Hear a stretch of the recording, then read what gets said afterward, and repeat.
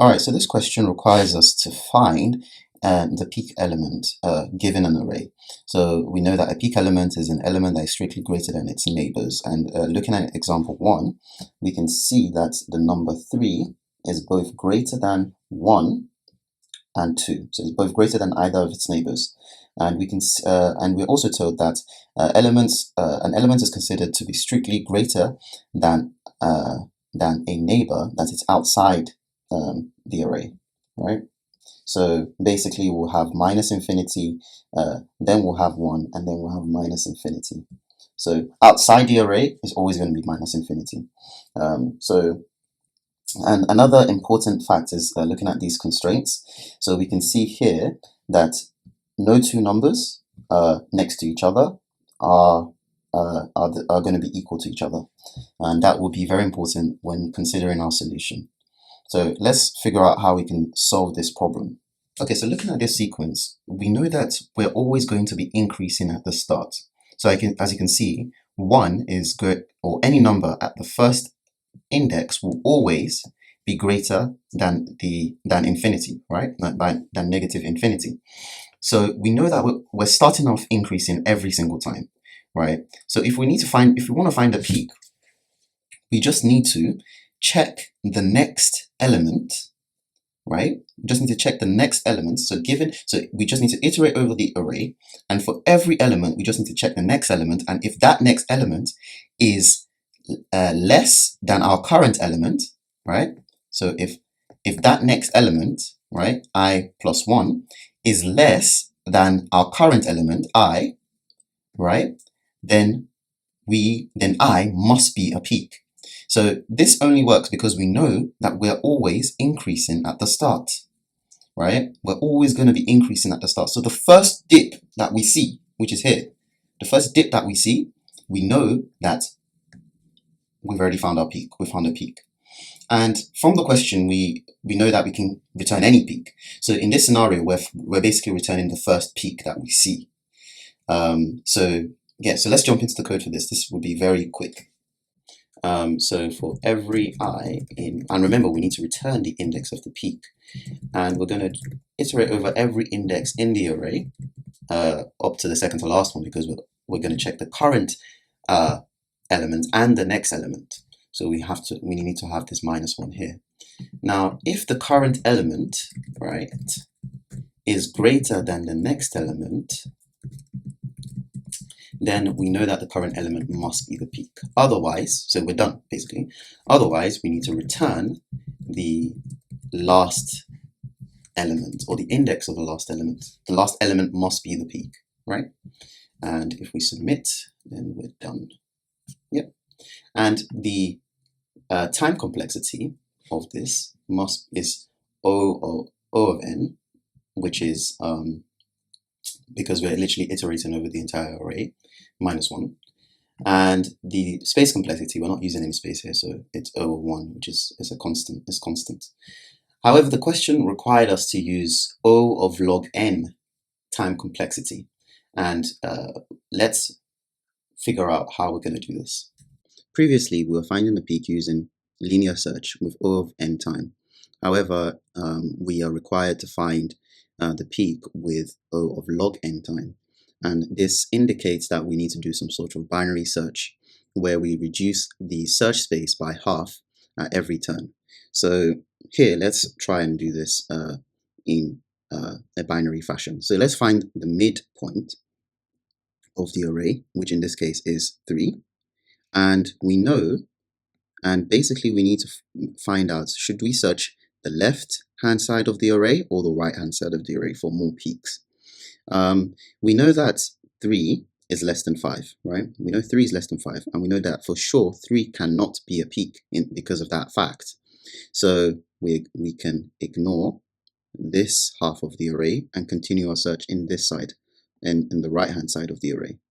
So our next peak, or our next middle is 6.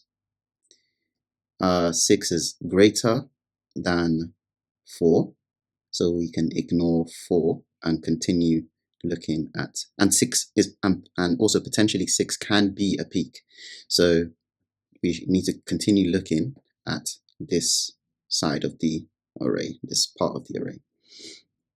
So the next midpoint here would be 6. So the way we're calculating the midpoint is that we're using the indexes. So here we're doing 4 plus 5, or 5 plus 4, which is 9, and then we're dividing that by 2, which is 4.5.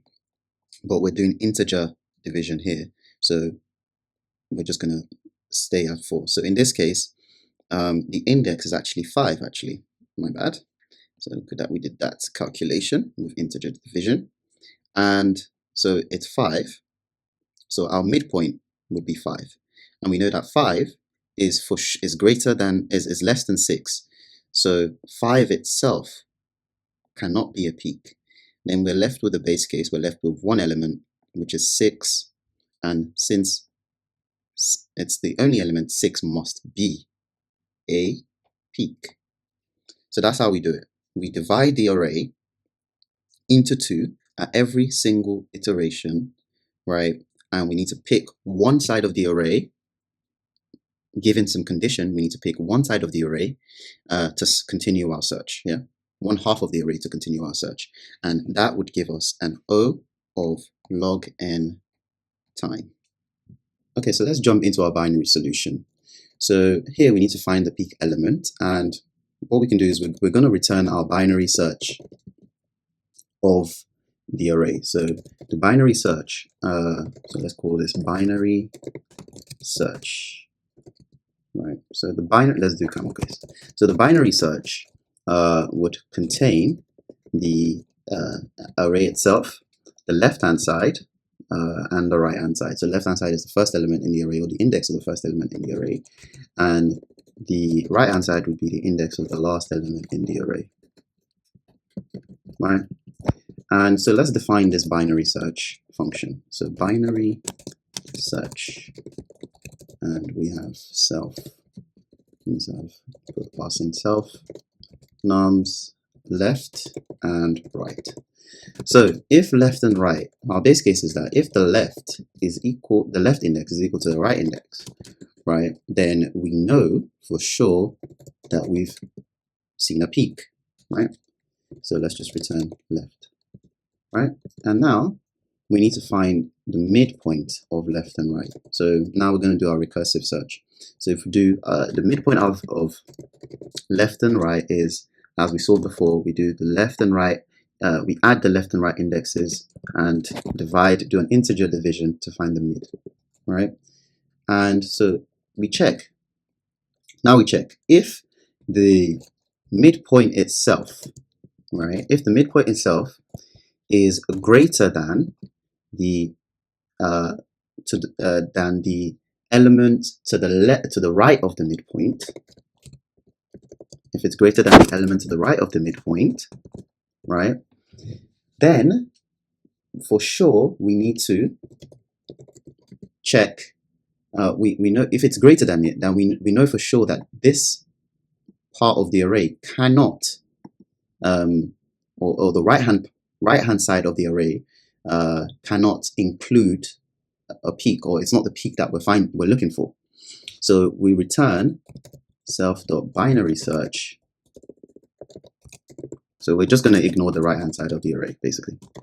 So binary search of nums, and we're ignoring the entirety of the right hand side of the array, so we're going to have left to mid, right? Else we ignore the left hand side of the array. So if this is true, we return the right hand side of the array, we ignore the right hand side of the array, but if it's not true, then we ignore the left hand side of the array, right? And we have to do this +1 here because we know for sure that if mid is less than or equal to mid +1, then mid for sure cannot be a peak. So we had to return this here. So let's submit, and we got an accepted solution.